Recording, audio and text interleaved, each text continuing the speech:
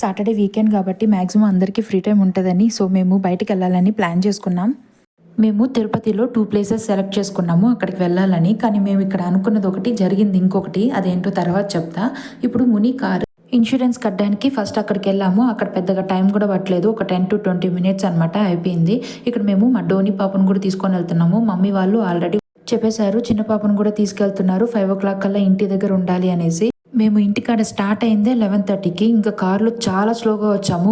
మాట్లాడుకుంటూ వచ్చేసరికి ఇంకా లంచ్ టైం కూడా అయిపోయింది. ఇంకా మేము సాయి రోహిత్ డాబాకి వచ్చాము. ఇది నేను ఇన్స్టా రీల్స్లో చూసి మంచిగా ఉంది అంటే వచ్చామన్నమాట. కానీ సోసోగుంది ఫుడ్. మేము వెజ్ తిన్నామన్నమాట, ఎందుకంటే సాటర్డే కాబట్టి మేము నాన్ వెజ్ తిన్నాము ఆ రోజు.